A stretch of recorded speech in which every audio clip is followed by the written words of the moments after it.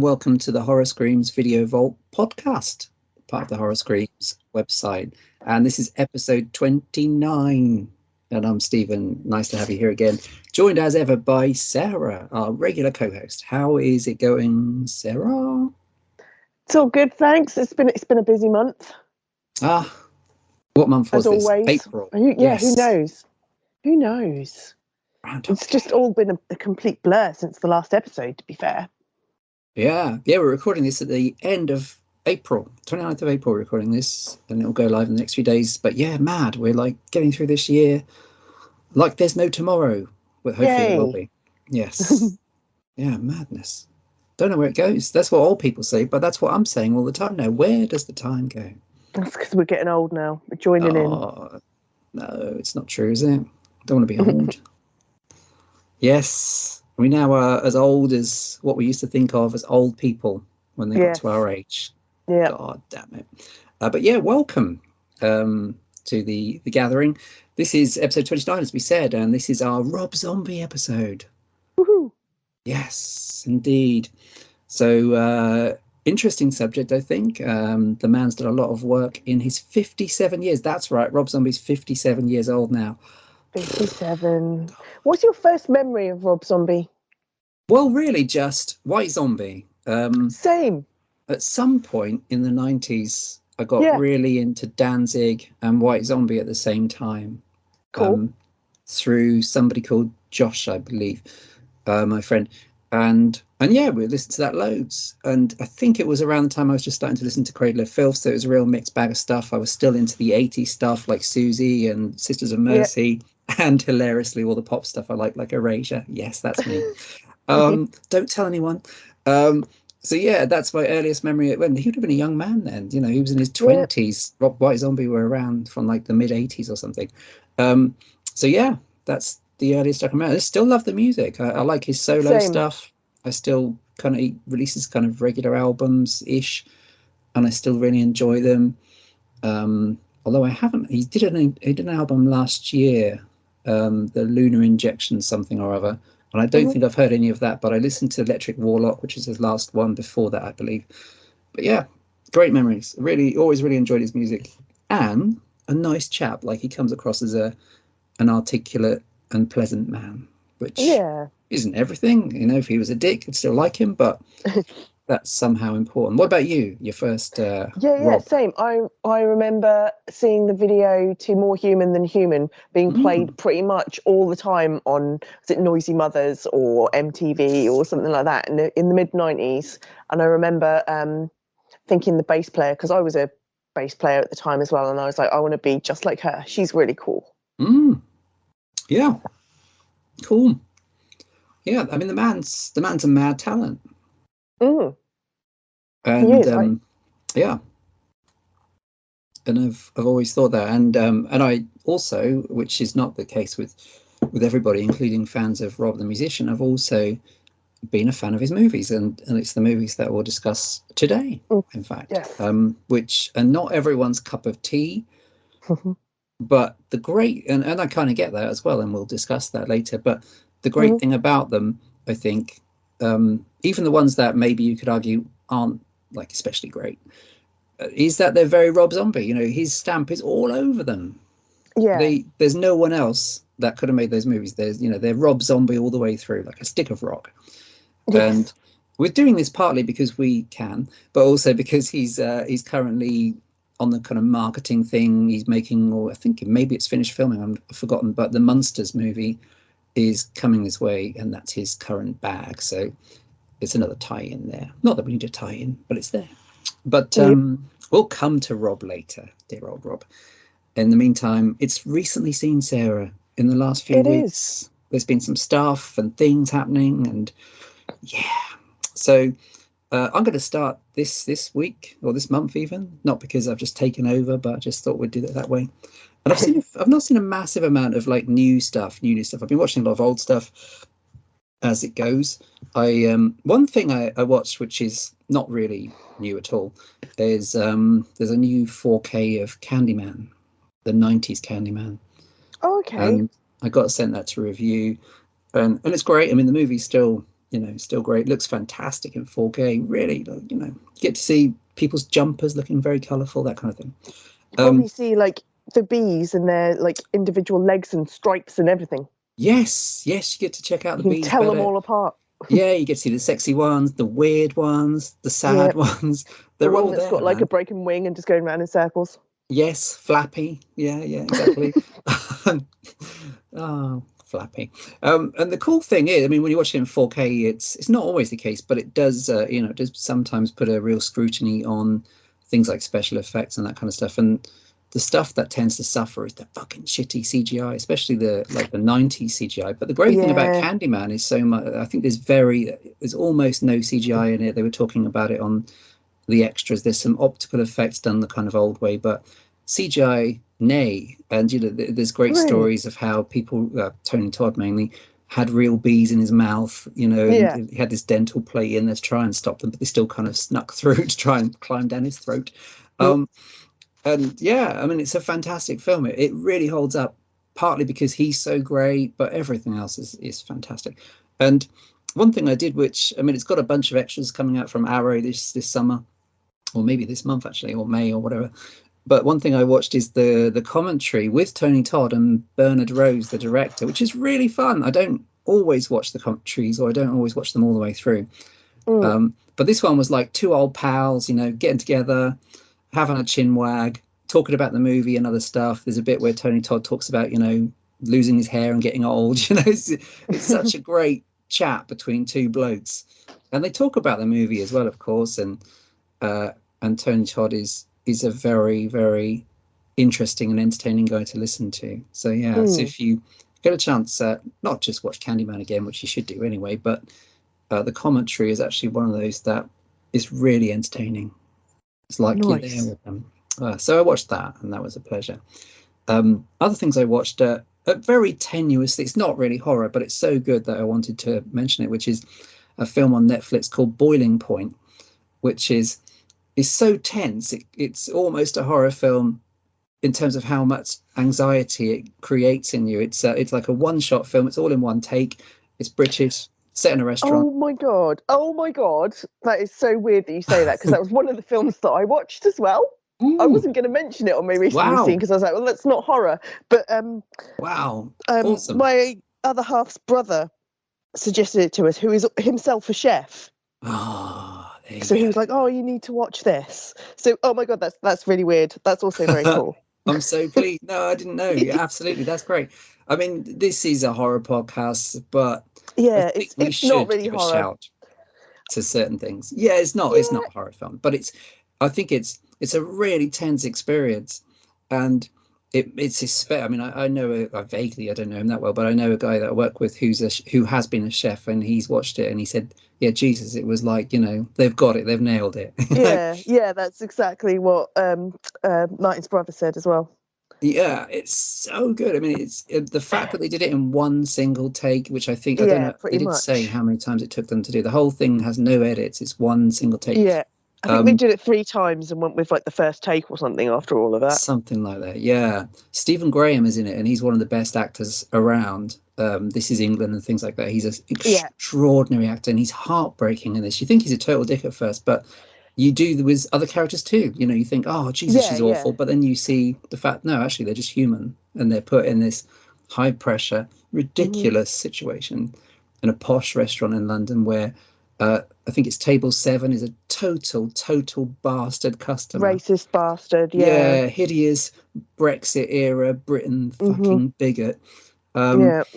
And anyone stab him in the face, and anyone that's worked in retail or customer service of any kind, but especially a restaurant, will find this to be a remarkable capturing of everything. But Stephen Graham especially is extraordinary, and it's incredibly bleak, but and also funny at times, but also really human in terms of nobody is, apart from the racist on table 7, nobody is good or bad. Everyone is just like us. Shades of grey. They're potentially a bastard or a total wanker at times, but also ultimately a nice person, just under enormous pressure. Things happened things happen that are beyond your control that Yeah. should not have happened in the first place, but it's happened. It was a mistake. Oh, and there's Deal with it. so many Yeah, moments with the woman that works tirelessly to cover his ass and to keep it all yeah. together, and And she's then the holding it woman who's together. at the woman who's at front house, who basically everybody Oh, hates. and she falls apart, doesn't she? And that's She so does, bless her. heartbreaking Yeah, because yeah, we hate her yeah, too initially because we're like, well, yeah. she's not very nice. But then you kind of see, gee, it's awful, just painful watching, but a brilliant film. So, yeah, Boiling Point, huge recommend. Even though it's not a horror film, it's kind of horrifying because you can Yeah. recognize this is everyday life. God, and there's no horror film scarier than that. Mm. So back on the horror front, I watched Titane, Sarah. You did. Tell us about it. Titane is the new film by the French director Julia Ducournau, part of this fantastic movement of women filmmakers out there around the world. And she's great. In interviews, she's really quite funny. And she talks about watching Texas Chainsaw Massacre when she was 6 or something, and that being a key inspiration, as it would be. She made Raw a few years ago, which is brilliant. Oh, yeah, Kind I of, liked that. it's a great movie, isn't it? Different to what I thought it was going to be, but Yes. I had my inklings about what it was going to be about, but when I think I went and saw it in the cinema and was like, oh, okay, Yeah, me too. interesting. Yeah, absolutely. Yeah, Raw I was really impressed with, and I maybe prefer Raw still out of these two movies, but Titane is really good too, and it's very much her. She's all over it. It's got a similar, even though it's one of those films that people at film festivals stroke their chins over. Yeah, it's one of the best films of the year, and analyze it endlessly. She's got a very mischievous kind of dark sense of humor, and that's all over this too. And it's also, even though I think some of the reviews from those chin strokers have kind of suggested it's this extreme kind of horror film and things like that. It's also, I mean, it's got some real Yelp moments, but it's also not a total downer. Like there's actually, which you don't always get in these things. Sometimes they're totally downbeat, and you're like, geez. But this one actually sort of eventually gets to a reasonably good place where you think, well, actually, maybe things aren't so bad, So that's quite nice. Hmm. It's genuinely funny. I mean, it's outrageous, I suppose. In some ways, it's about this young woman who's brilliantly played, kind of outcast character. When she was a child, she had a car accident, ended up with a titanium plate in her head, and as an adult, well, the long and the short of it is she has sex with a car. Okay. And seems to become pregnant and is lactating oil and things that you might expect. And also is a kind of serial killer as well. And I mean, it would be, I wouldn't want to kind of ruin it any further, but it's very Cronenberg-ish. So Right. you can really see, I saw kind of bits of, I suppose the obvious one is Crash, which is the kind of one that's all about kind of humans and automobiles interacting in that way, sort of. But also Rabid, really, the classic film Rabid, where she's on a rampage, but she's very sympathetic and she's, doing this and that. But it's also got, like Raw, it's got those real small moments of really uncomfortable, wince-inducing stuff. Like there's a bit with a footstool that made me go, oh. There's stuff with ears, mouths, and there's a bit where there's a kind of self-administered breaking of the nose that made me almost fall off my chair. Yeah. And there's an extraordinary plot. The plot kind of goes in a direction where she pretends to be the son of a guy that's lost his son. His son's been missing, and she pretends to be that son. So she effectively changes gender. So it's kind of, I suppose, it's kind of a progressive trans movie as well, really. But yeah, all round, it's not poncy or anything. It's genuinely entertaining, quite funny, gory at times, but weirdly sort of maybe touching. I mean, you kind of root for her. She's weird, but you kind of root for her. So yeah, Titane is bonkers, but good. They should put that on the poster. Okay. Bonkers, but good. Bonkers but good. Here's something you'll enjoy. Okay, so the remake of Slumber Party Massacre. So Slumber Party Massacre, 80s film, written and directed by women. And one of the writer, actually a famous feminist called Rita Mae Brown, slasher movie, very slasher movie-esque. Roger Corman, who produced it or was involved, had the production company, kind of made them put lots of shots of boobs and things like that. So Mm. it's a feminist slant on the slasher genre, but with lots of shower scenes and things like that. And it's really fun. I mean, the killer's got a big drill, a massive phallic drill, and there's obvious kind of on the nose moments where the girls like lop off his massive long drill bit and it falls off. There's a famous shot between his legs with the drill bit dangling down Yeah. and the screaming girl in the middle of his legs. So that's the original. And this is, again, it's directed by the lady that made Banana Splits movie and another movie whose title I've forgotten, but she's really talented. And it's written by a lady as well. And it's really, really good. And this time around, there's no producer kind of saying, oh, for the audience, we're going to have to cut in loads of boobs and stuff. So what you kind of have for a short time is a bunch of girls going to a cabin in the woods where previously a bunch of girls were killed in a slumber party by this guy with a massive drill. And the twist is, after a fashion, you realize that they're going there on purpose because they're going there with a bunch of weapons, machetes, and all that shit to kill him because apparently he's still out there. So that's the kind of riff, Cool. rather than them being in peril. So the cool thing is, in the first few minutes, it sets up these usual characters like the hot one in inverted commas, the really dumb one, and you realize even all of that is an act because they're going there with the and they're all intelligent with the intent to kill him, and he's still out there. And the other spin is that there's some guys also having their own slumber party, and in opposition to the original film, the people that are kind of shirtless or topless having pillow fights are the men, and the lingering shower scenes of lingering shots of butts are the men. Hey, I like And the sound of this. the most pathetic characters are the men, and the male characters are sketched so thinly that two of them are actually called Guy 1 and Guy 2, and so there's moments where they say, "Oh, Guy 1, where's Guy 1?" And it's so much fun. I mean, it somehow it somehow worked. Like in the last half an hour, it kind of works as a straight slasher film because stuff happens that you don't quite expect, and then that happens, and this happens, and you think, "Oh, actually, this is quite suspenseful." But the biggest thing is that the thing that the first one couldn't quite do because of the influence of others, this one actually really goes for it, and it's really funny. And importantly, and in the category of this makes a change, the characters are really good. Like the girls, the boys are obviously really dumb, and that's the way it's meant to be. But the girls that are the center of it are really fun and really likable. So yeah, I was really surprised by how good it was. Slumber Party Massacre. It's currently in the UK a 99p rental on Amazon Prime, but it's worth 99p. Oh yeah, man! I didn't have a problem with that. I would quite happily pay that to watch that. Sounds awesome. So is it a remake? Is it a reimagining? No, is it a sequel?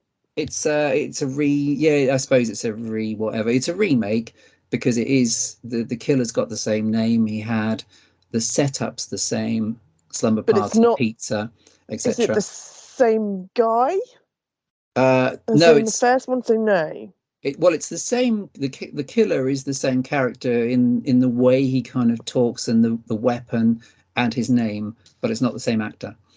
Okay. And the characters are I mean, the whole idea, I suppose, is the characters initially are variations on the characters in the original, the girls. Yeah. The difference is, in this case, it's kind of an act because they're there for a reason, which is to catch it.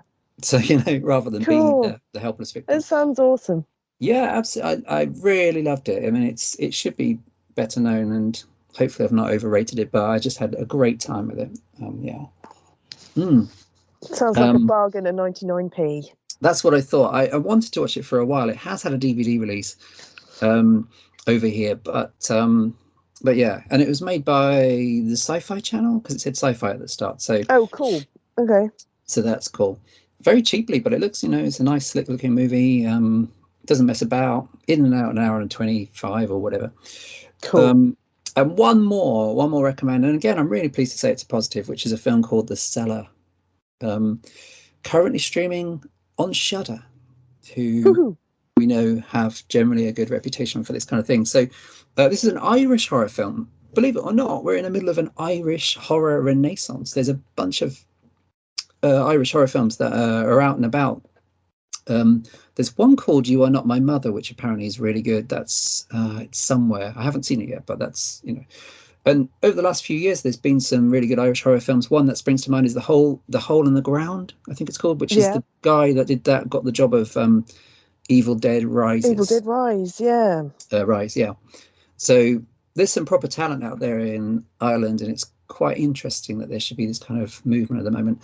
The Cellar's really good. I mean, it's by Brendan Muldowney, who check it out on YouTube. It's terrifying. He made a short film called The 10 Steps many years ago, and it's this very creepy little 10-minute film, and I loved it for years, and I became a little bit obsessed with it. And I didn't realize until I actually started watching this, the film was recommended, but I didn't realize that this essentially is an expansion of that short. I mean, the first act of this film is basically the short film, and the ending of the short film, this film carries on from there. So, you know, the short film is worth a look on its own, but this movie is what you didn't see in the short film. And it's really good. I mean, long and the short of it is Alicia Cuthbert, who you may remember from 24 as Jack Bauer's daughter, which shockingly was 20 years ago. God. Oh my God. She's now playing mums. She's now playing mums of two. What the? Yes.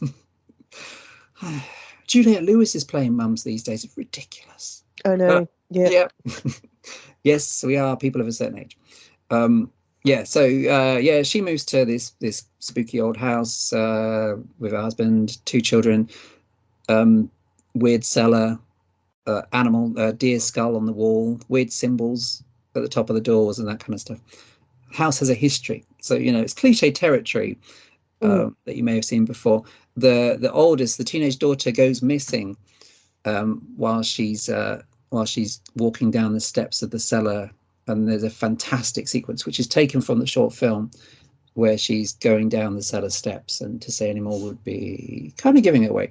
So she's gone missing, maybe in the house, maybe in the fashion, I suppose, of things like Poltergeist. You know, the daughter's gone missing within the walls of the house. And the rest of the film is about trying to figure out what the hell, you know, where's she going, what's going on.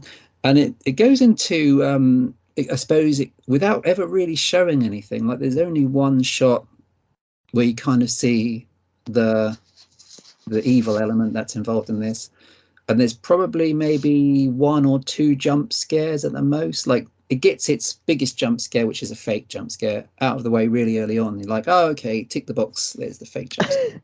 Awesome. But the rest of it is all about creepy mood. You know, it's all about the build of tension and about how atmospheric it is, and it's maybe a little old-fashioned in scenes of, you know, oh, let's look into the house's history. Let's go and visit, you know, Bongley, and they'll talk about the people that previously lived there. But it's done so well, and it's so tight and suspenseful and frightening. And it's very. The thing I picked up from it is it's very, very Lucio Fulci-ish. It's very. There's parts of it that are very much like The Beyond. Cool. Oh, so a bit dreamy and a bit weird. Yeah, kind of. Yeah, that kind of atmosphere. Maybe it does make sense. You know, it's not total like and the house by the cemetery. I mean, the actual cellar itself feels like the house by the cemetery, but without the zombie Dr. Freudstein in the basement. So I guess they're major influences, but it's just so creepy, and yeah. I don't want to say anymore, but 2 things you should do if you get a chance. Watch The Cellar, but definitely watch The 10 Steps, which is where it all began, which is it should still be on YouTube, I guess. But I always thought that was a kind of, you know, you don't really see anything, but it's really creepy, and you're like, oh, keep the lights on tonight. So yeah, that's me. I think that's my recently seen, Sarah. Oh, cool. That's a good selection. That's a definite good selection. Yes. Mine's a little bit lax compared to yours. Oh no. Yeah, I haven't actually got around to watching too much, but I had one recommended to me by 2 separate people that are not acquainted with each other at all, but they were both like, oh, you need to watch Fresh on Netflix. Because that's right up your street, Sarah. And I was like, okay, that's 2 people that have said this to me now. I'll give it a go. And and I suppose on paper, yes, it is. It is kind of cool because it's kind of about a guy that sells human meat. Basically, it's just kind of how that is, and it's he kind of like sells female human meat, so he kind of like befriends people, meets them out on dates and stuff, takes them out, and then kind of essentially kidnaps them and uses them. Cuts bits off them. So he still keeps them alive, so everything's still fresh, as in the title. Clever. Fresh. Fresh. Yeah. But yeah, it was all right. It just took a long time to get going, if you ask me. It's a little bit too much like it's reminded me very much of the series You that's also on Netflix that I never actually managed to make my way all the way through. I've heard of that. Yeah, kind of about a serial killer and stuff. This guy's kind of a serial killer, but he makes a lot of money from it and stuff. But yeah, it's a lot, kind of concentrates more on the romance and stuff to start off with. So you're kind of thinking, where is this going? Is this more of a like rom-com type thing? But when it does get going, it is really good, and the outcome is pretty awesome. There's a few shocking bits that really make you wince and stick your fists in your mouth and stuff, but it just takes a long time to get going. Daisy Edgar Jones is the main gal, and you've got Sebastian Stan as your kind of good-looking doctor guy who you think is a good guy, but turns out to be a little bit dodgy and a little bit weird. Yeah. We've got a few other people in the supporting cast and stuff. Well acted, well done. It just for me, it just takes a bit of time to get going. Yeah. So is it quite long? Is it like? Yeah, it's nearly 2 hours. Yeah, that's. They could have trimmed a lot of fat off that and cut it down to a good, to the usual hour and a half, hour and 20 minutes. Would probably have been a little bit better than they would just cut some of the flab out. Yeah. Yeah, I wondered about that. It's it looked quite fun. And I quite like the idea of it, but yeah. Okay. Yeah, the premise is good, and the way he does things and bits that he cuts off people is quite comical and stuff like that. But it's not really intended to be funny. It is Okay. It's a little bit rom-com side of things, if you ask me, more than anything. Okay. Yeah. But it has an interesting ending. Once it gets, I think it's probably like the last half an hour. You're like, oh, this is finally getting going now. Then. Is there anything that put me off a little bit? Films are. I mean, so many films are over long now. Yeah, I do tend to avoid the ones that are like 2 hours and 10 minutes. You're like, well, really? How's this? Yeah, You just make sure I've got plenty of snacks. Yeah, snacks and a little bag for your Wii. That's usually what I do. I've got it all set up. It's very nice down there. Yeah. The other thing I watched was a revisitation of a zombie movie that I'd had, and I remember buying it when it came out, and I sat and watched it, and I was like, wow, I was blown away. It was really amazing, and it was one of those ones that's been in the back of my mind for like years and years and years, thinking, I really must watch that again. I really must watch that again. And I finally got the chance to do it, and it's Before Dawn. Ah, yes. From 2013, directed by Dominic Brunt, who lots of people possibly might recognise the name from Emmerdale, which is a farmerish like soap opera. But it turns out he's also a bit of a horror fan, and he likes his zombie movies. And Before Dawn is really, really good. It's kind of along the lines of Wreck, the Wreck movies, 28 Days Later, that kind of thing. Fast, ferocious zombies. And off the top of my head, when I remember watching it for the first time, I remember thinking to myself, this takes a while to get going. And it did. Again, it took a while to get going. But the funny bits you notice is that the zombie apocalypse has been going on from the very start of the film. It's just that they haven't noticed it. They're trying to get away. They're an estranged couple trying to get away to a country retreat. So, there isn't really anyone else around. So they don't notice the fact, there's abandoned cars on the side of the road. They don't think anything of it. They don't look hard enough to see the blood splatters and stuff down the windows. They just drive on past thinking, that's the countryside. That's what they do out here.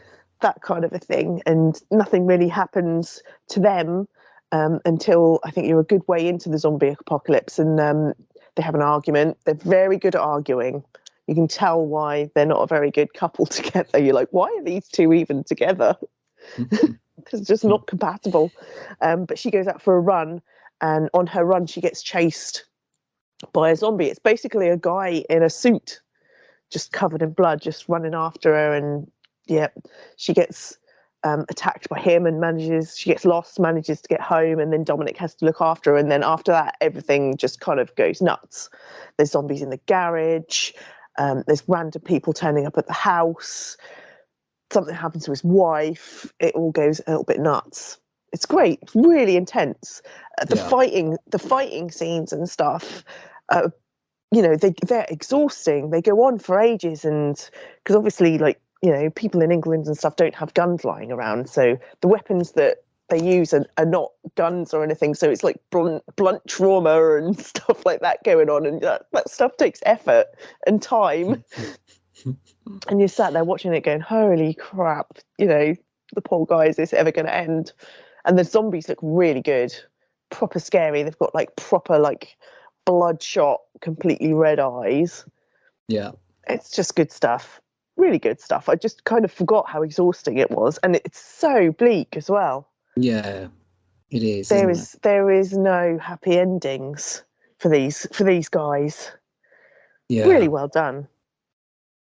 It's one of the best of the zombie movies of the past few years. I think that sure one is. Yeah, I really like definitely. it. He's really talented, isn't he? He is. And have you watched because Before Dawn I must have watched at home, but Bait, his next film, the one with the loan shark, which is really brutal and really good, but no, I've not seen that one. That's so worth watching. It's very him again, and it's not without humor, and it's much more, it's a relatable, it's much more realistic because it's about people at their lowest ebb as far as money goes and stuff. But that's a really good film. And Eve, I think it was called Evie, his most recent film, is also really good. His movie Attack of the Adult Babies I wasn't so into, like that. I think he didn't have a lot to do with that, did he? I think he was just acting in it, I think. Oh, he directed it. Yeah, he directed that one. Yeah, I did not know that. Yeah, that's totally different to everything else he's done. It's a very broad kind of Troma style comedy. It's got Lawrence Harvey from Human Centipede 2 as in a nappy. Oh, right. And, yeah, that is a like it or not thing. That's I didn't really get that, but his other films I really like. Bait is definitely worth a watch. It was on Netflix for a while, I think. Not to be confused with The Bait, where there's a shark in a supermarket, which is the Australian one with the guy from Home and Away in. Yes. But yeah, and a really nice guy. He always at Fright Fest, massive horror fan, and I think it's Fright Fest where I saw everything except for Before Dawn, and massive smile on his face. Always really happy to see people. Really nice guy. But yeah, that's a great movie, Before Dawn. Yeah, really good. I'm glad I watched it again. I'm glad I finally got around to seeing it again. I've been thinking about it for ages. There's a nice edition, isn't there? Do you have the Blu-ray? There's a really nice looking. I don't. There's I think 101 Films or something. Yeah, it's a movie that I think has kind of gradually got a bit of a following behind it, which is cool. Nice. And it's, I think, like with some of these other things, is it set in Yorkshire where he's from? It's got that very bleak northern kind of look and backdrop, hasn't it? And the same is true of Bait. Like it's extra horrific because, oh God, it looks like, well, it's Yorkshire. Bleak Yorkshire. It is grim up north. Yeah, fantastic. Well, that's nice. Anything else this past month, or is that it for now? No, I think that's about it. I think it's funny that you mentioned Boiling Point, because that was one I was going to mention, but I was like, no, it's not horror. It's not going to get a mention. But yeah, that's weird that we both watched that. Yeah, I've been meaning to watch it for ages, and it's cool because it's this little film which lots of people seem to be talking about. Like you've seen it, and you were recommended it by someone, and the same was true of me. So that's cool. I think that this is where Netflix can be a really good thing, I think, in terms of, well, most people have got it, so it's going to get a big audience potentially, which it really deserves. I would have watched it in the cinema. I'd love to have seen it in cinema. Well, that's our recently seen for another month. join us next week or even next month for more. Not next week, we won't be here. There'll be the substitute hosts, which are not nearly as good, much less strict, not as much fun. So the main attraction this month, god damn it, is sorry, I'm in the wrong time zone, is a look at the films of Rob Zombie, who we've previously mentioned. He's made 8 feature films there over the course of the last 20 or so years, alongside all of his other stuff, his music and all that kind of stuff. Busy boy. And they all, as we said earlier, they're all of a very distinct style. That's very much him. He's currently making The Munsters, so that's a real departure, because they're going for a PG, as The Munsters is a family-friendly kind of deal. Yeah, so, that is the thing. How is that going to work? Because, Rob Zombie is like Mr. Gore and sex and violence. Yeah, and all the films that we've got coming up are just that. They're hard-edged American horror films, usually very bleak, usually with loads of swearing. He's interested in trailer trash kind of characters. Yeah. Anti-heroes, mutilation. He's particularly interested in violence that's really tough and very much about suffering. It's not the quick slasher gore of, the Friday the 13th. He's very much the 70s. I mean, all of his stuff is very 70s influenced, of kind of Texas Chainsaw Massacre is the biggest one. And that's kind of impressive, if a bit wearying. And there's one film which we'll talk about, which is a departure, which suggests, there's more to him than just that kind of raw, kind of blackly comic, but sadistic kind of thing. But it begins with The House of a Thousand Corpses, which is his first film as director, which is an interesting one, a really good one as well. I do like it. And interesting enough, I mean, the seeds were sown all the way along, because this is it's got loads of stuff in it, including hilariously a cereal called Agatha Christie's, which always makes me laugh. I don't know if it exists. I haven't checked. But there's a clip from The Munsters in House of a Thousand Corpses, and House of a Thousand Corpses is generally a kind of patchwork of loads of things are in it. There's always something on TV in the background and stuff like that. And that's kind of him as well, because he's obviously soaking up all these influences. I was really fortunate to watch House of a Thousand Corpses in Fright Fest at the UK premiere in 2003, which was like my second Fright Fest. And they did a kind of impressive thing where they didn't announce that he was going to be there, but he was there along with Sherry, who I don't know if he was married to her at the time, but Sherry Moon, Sherry Moon Zombie, whose bottom is in lots of his films, and she's in as well.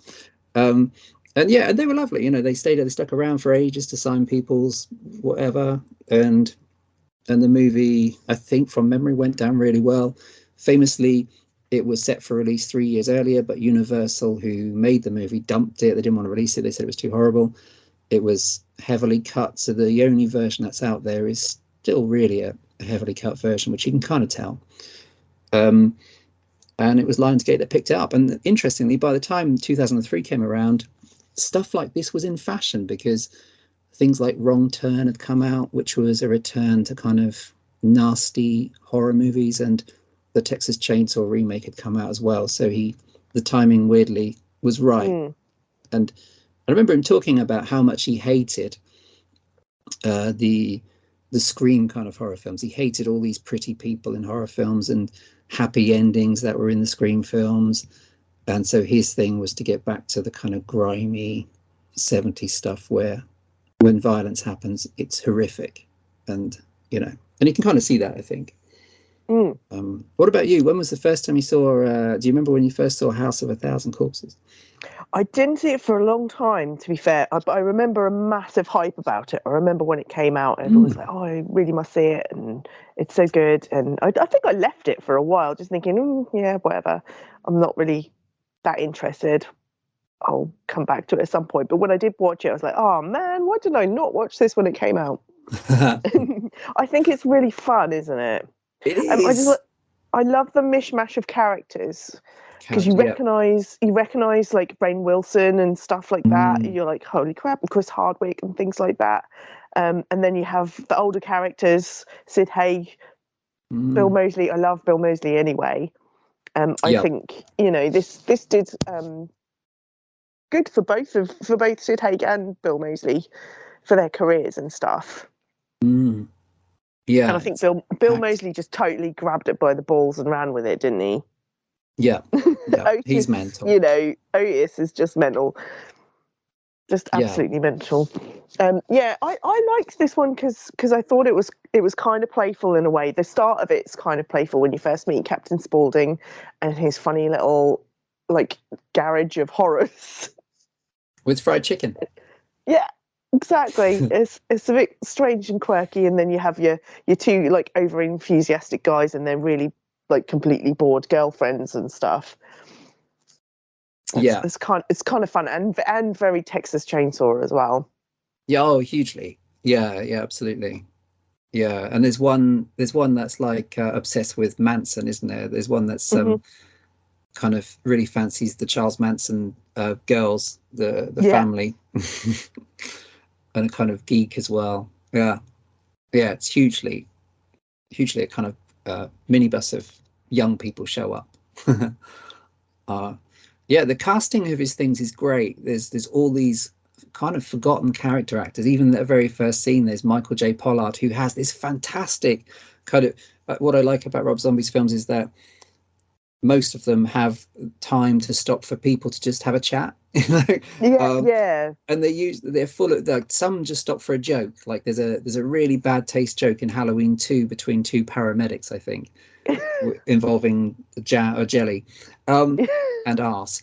But this, in a very tense sequence, this has Michael J. Pollard, the guy that's kind of collecting. I think he's after autographs or something, and he has this fantastic story about Dr. Sayers' Planet of the Apes doll, and it's just Yeah, and it goes. There's loads of these moments dotted around all of his films, really. Um, Often with character actors that have been around forever, like Sid Haig, Michael J. Pollard, Erwin Keyes, and Karen Black is the kind of is the mum, the kind of bordello style madam, and she's been in B movies and horror movies for decades before this. hmm, Plus the new blood, Bill Moseley essentially taking Chop Top from Texas Chainsaw and dialing him up even further to about yeah, 26. yeah. Uh, And but Sherry. Sharon, yeah, she gets a lot of stick because of the. It seems to me that if you're like, I mean, let's face it, the film business is always, if it's who you know, isn't it? Yeah, If your son is called Bob Schwarzenegger, you may have a good chance of making it. Um, yeah. but yeah, I think she's really good. She gets a lot of stick, seemingly only because, oh, well, her husband Because cast she's her in his films. Well, yeah. yeah, but then, I'm sure that happens in a lot of movies. yeah, of course, absolutely. Yeah, I mean, it's always been the case. That's what Hollywood is about. There's a Mm. reason that Tom Cruise made a bunch of films with Nicole Kidman. Mm. Um, but she's actually rather good. I mean, she's very good at this kind of character. I happen to think she's really good in Halloween too, um, Yeah.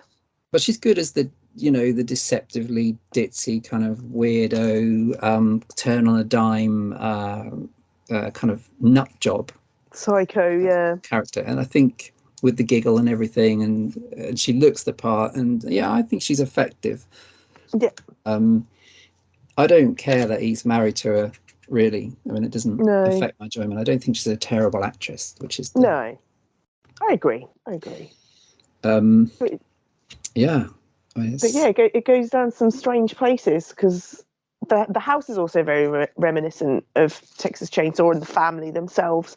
But I yeah, just remember this one absolutely nuts moment. I think it's kind of towards the end when it's kind of coming to the bit where the police are kind of onto them. They've one of the girls that were with the party before, her dad is a copper or an ex-copper or something, yeah. and they go to try and find her, and he gets like, you think he's going to make it through, but he gets bumped off quite quick. But the Yeah. lieutenant that's with him when Otis kills him out in the garden, it's like the longest shot ever. Because you think, I was like, has it frozen? What's going on? And then all of a sudden he holds the gun out and he's just stood there holding it for ages, isn't he, after he shot him. And then all of a sudden he just turns around and walks off. I was like, wow, that's cool. Yeah, there's some great stuff, isn't it? I mean, it's really, I suppose, I mean, it's probably it's quite different to the other films in this trilogy of the what they call the kind of Firefly family trilogy or whatever it's called, because it's very stylized, it's very colorful as well. It's a kind of explosion of color and show offy camera stuff and mental editing and, like you said, all these quite bizarre shots. So I suppose it's his calling card really to show, well, yeah, I can do this. And some of it feels Yeah. like some of the montages feel like a music video, which makes sense because this Yeah. guy's He's from that that background. world. Yeah. Yeah, which I think worked. I think because it's a film about bonkers people, and it does reach. Although it's one of the it's lighter than what was to come in terms of tone. It does have a Sure. real intensity. I mean, there's a kind of, especially by the second half, it's like, whoa, you know. Even if the gore is kind of restrained, you kind of know there's scalpings and skinnings going on. Yeah, And and just bits of dead people all about yeah, the house wherever you kind of look. necrophilia suggestions. Yeah. But a lot of the threat comes from how how entertainingly unhinged Captain Spaulding and Otis and Otis is, yeah. Baby Kind of are. you don't necessarily associate Captain Spaulding with the family as such in that one No, so no, you much don't. either. He's like That comes along self-contained, isn't later. he? Yeah. Yeah. The soundtrack's a big part of it. Like it's got a great score by Rob Zombie and someone else. I don't think it's Tyler Bates. Tyler Bates comes in later. It's not John Five. Is it John Five or is that like later on? Because that's his brother, Oh, isn't it? that's later. Yeah, that's Lords of Salem. Yeah, oh, that's Yes, sorry, yeah, fantastic. it is. Yeah, no, great, great. Yeah, I'd forgotten his name. Actually. But yeah, and the title song I really like, which is a zombie song, and there's stuff like the Ramones are in there. So there's a random use of Slim Whitman. So I think, and you'll see this going forward, especially when he could afford it. I think the last one, it was very low budget, but Devil's Rejects has a fantastic kind of 70s rock soundtrack. Yeah, it's just a kind of mashup of stuff he likes, you know, clips from old Universal horror movies and the Yeah. Munsters and jokes and character actors that don't get used enough in modern films. And this kind of amped up Texas Chainsaw kind of thing. Yeah. Yeah, I think it holds up well. I mean, it's Jesus, it's almost 20 years old now. He said, crying. Yeah. But it's weird enough and interesting enough all the way through, I think, to hold up. Even the big segue, like the big Showtime scene where Karen Black and Sherry Moon are putting on a show for the guests that they're going to eat or kill or whatever, and they do a rendition of "I Want to Be Loved by You." That stuff, I think, adds a nice balance to the stuff you expect. I think it's yeah, and it's weird seeing Rainn Wilson. Wow, yeah. It is weird seeing him in it, isn't it? I suppose it was the first time I saw him. I don't know, I may be wrong. But always good to see his face. And he's very entertaining on Twitter, Rainn Wilson as well. Yeah. Do you know one of the? I don't think it was one of the first DVDs I bought because it was too late. But I think maybe one of the first imported DVDs I bought was House of a Thousand Corpses, and it had this fantastic. They don't do this. They don't make as much effort as this anymore. But it had this fantastic, specially shot menu stuff with Captain Spaulding. Oh, cool. And it wasn't from the film because it was him talking directly to the camera to us. Yeah. And it went on, and we'd play the menu sometimes, just let it run, and run for minutes on end. It was specially shot stuff. And cool. And it would loop round to the start, and the start of it was him walking onto the stage or whatever, saying, "Oh, shit the bed," you know, and talking directly to us. And it went on so long, you're like, wow, they really made the effort to, you know, get Sid Haig to record this 5-minute kind of routine as in character as Captain Spaulding. Cool. And yeah, no, I'll always remember that because we just played it on the loop, and also we're too lazy to actually turn the DVD off. So one of those curses. So yeah, so feeling of positivity about House of a Thousand Corpses. Yeah, for sure. Nice, man. It is a fun film. I think it was well received. Like it kind of had been hyped for ages because of the delay of Universal kind of ditching it.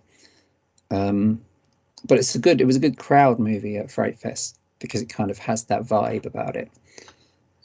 Yeah.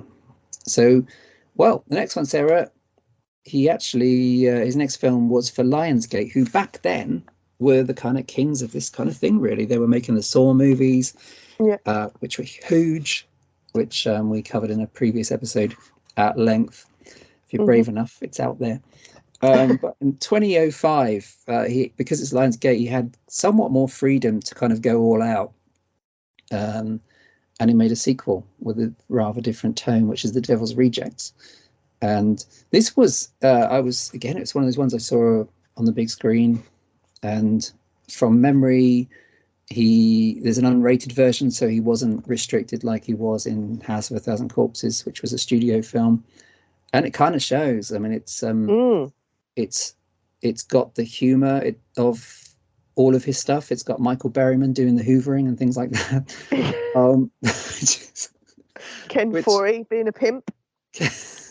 It does have, yeah, and that's it. And all across these films, you see all these fantastic characters: Danny Trejo, PJ Souls from Halloween, Mary Warrenoff, who just don't see enough, Michael Berryman, who is always great to see. And I think I saw your post this week about Shed of the Dead, and it just made me laugh because I always think of Michael Berryman. The PVC pony. Good old Michael Berryman. He honestly, that guy is an absolute legend. He's just up for anything, isn't he? Yes, and he's such I'm so boring because I tell the same story, but he was one of the first kind of horror people I ever met, and he was so sweet. Cool. In the 90s, when I was like, just working out, 19, I think. He was so lovely, and he talked about like the birth defects he had. He had a ridiculous number of birth defects. That means he has, things like no fingernails and stuff like that. But he was hilariously funny. And I think the more things like Shed of the Dead, and, everyone needs to watch it. Love that and film. The skit in this is really sweet. The chickens get so upset. And the movie, and the thing is, and it's the same with the Halloween films as well. The movie needs things like that because the movie's a tough watch, and it is. And I think it should be, and I think that's the whole point. But we spoke kind of briefly earlier-ish, and it is by design. It's kind of an unpleasant experience, but so I think Zombie recognizes bits of it. Yeah, for sure. I mean, I can't believe you say you watched it in the cinema. I mean, where would you look through some of those moments? That's got to be incredibly awkward. Yeah, this was another, from memory. It was the first, the Thousand Corpses, definitely at Fright Fest, the full event, the weekend festival. But this was like on a special single day event. They used to do single day events where they show old movies to kind of tag along with a premiere, with something that people wanted to see. And this was, I think it was probably the star attraction. I've got a feeling it may have been a different year. It may have been this one. They showed Sin City as well, but I'm not sure if that was the same year. But and Zombie wasn't there for this one, but it was a kind of festival kind of crowd. So, but yeah, with a mainstream, I mean, I don't think this got a proper cinema release in the UK. I mean, it's an unusual one if it did, because anyone going expecting a standard horror movie probably would have kind of got that with House of a Thousand Corpses, but this is rather different, really. It's rough, which is his kind of inspiration of all those rough house kind of 70s horror things. But it's also funny. I mean, it opens with that weirdo fantasy sex scene with which is the weird, the rare chance to see Sid Haig in a sex scene. Oh yeah, no, sorry, yeah, that's so awkward. That's one of the bits I'm like, oh god, please, can we move forward with this? Is there a short version of this scene? Yeah. What I quite like about that scene, which is a fantasy initially, and it turns out he's actually with a somewhat larger lady, and it's the whole thing is designed, as far as I could tell, as a joke, because from the line of dialogue where he says the bigger the cushion, the something the pushing. No, I can't remember, but it's it's a follow-on joke from a line. And then she goes, "Did you have a bad dream?" And he just goes 50-50. And that's And that's the opening. So anyone coming to it, what the fuck? Yeah. Yeah, so I mean it's clearly it's clearly designed for people that have watched the original and kind of are in that zone. Yeah, kind of in Otherwise, tune, got the sense of humour. yeah, yeah. It's kind of extraordinary. And then it kind of just kind of flips. It kind of goes from like that strange sex scene with Sid Haig that nobody ever wants to remember to a massive Before. shootout in the house. You know, Yes, which is crazy fantastic. action with Yeah. bullets flying everywhere. And then, yeah, like you say, it does then settle into a kind of Rob Zombie-esque thing where things take a long time to happen. There's lots of Mm. conversations going on, just lots of people kind of standing around, which kind of, in this, kind of got me a little bit annoyed. I was just like, come on, just get on with it. Oh, Do okay. something. And then there's just an even more like incredibly uncomfortable bit when they have to flee. Baby and Otis escape, meet up with Captain Spaulding and arrange to meet him at this motel. Mm. And yeah, it all goes crazily like kind of awkward from there because Otis and Baby have a little bit of fun while they're waiting for Spaulding, really, don't they? Yeah, which is Um, impressively intense. Yeah, yeah. yeah, Uh, they yeah. accost a kind of traveling singing group and just torture them and traumatize them and eventually kill most of them. Yeah, Yeah, they and do kill it's most of them, don't they? Oh, yeah. yeah, that's the most uncomfortable bit. Like you say, you Mm. know, it's great, it's intense, and you know, there's so many like a kind of iconic lines. The whole Mark Twain thing on your tombstone Mm. and stuff from Otis. You Mhm. know, very quotable lines and stuff. But God, it's so intense and so uncomfortable. Yeah. And this was kind of the mood of the and it's looking back, it's kind of astonishing, but the American horror was because 2005 Hostel was either about to come out or was out. Sure. The Saw movies were getting Mm, astonishingly nasty. Um, and there were a lot of things like this out there, including all the straight to video stuff or straight to DVD stuff was mm. often these kind of green looking torture movies, which I was Yeah. fine. You know, some of them are good and some of them are not, like with all stuff like this. Some of them Um, are extreme for extreme's sake, which I yeah, don't think Devil's Rejects is. no, no, not at all. Yeah, there's some total garbage out there, and I think that's it. I'm not interested in watching something that's just mean spirited with nothing Mm, else. But I think this is something that's a guy that is a filmmaker that's doing some cool stuff. Like obviously the big Western influence with the shootouts and stuff. mhm. The fondness for random anecdotes is almost it feels very like Tarantino at times. Those kind of non Yeah. sequiturs, those spin-offs, those oh yeah, in the midst of all this action there's 10 minutes of talking about chickens or whatever. I quite like that, but I also get why some people, like you said, it might get a bit kind of like oh yeah. um so I kind of get both sides of that. um but yeah, the rough stuff, I mean, I think it seems rougher because it's a kind of a middle-aged couple that as part of this nice group, like you said. Jeffrey Lewis and Priscilla Barnes are the couple, Yeah. two quite familiar actors. Jeffrey Lewis in loads of Clint Eastwood films of like the 70s and 80s and stuff. So it's extra traumatizing because it's them to Yeah, they're kind of see these wholesome. older characters. Yeah, these nice people, not just teenagers, not just kind of, as Rob Zombie often said, the pretty boys and girls of the Scream movies or whatever, not just them being stabbed, but these rather nice kind of mumsy and dadsy characters that are Yeah. put through the ringer. Um, and yeah, and it does go there with the kind of removed face, the Texas Chainsaw kind of Sure, yeah. face removal stuff is kind of harrowing here as well. Um, so yeah, so as you suggest, it can go on a dime from gags about chicken fucking to to Yeah. this to Just this. sticking guns down people's underwear and stuff like that. Yeah, the motel stuff is tough, and this is the kind of thing that growing up in the 80s when so much stuff was censored, you never imagined you'd see in an American film that had a pretty big release. Is kind of astonishing.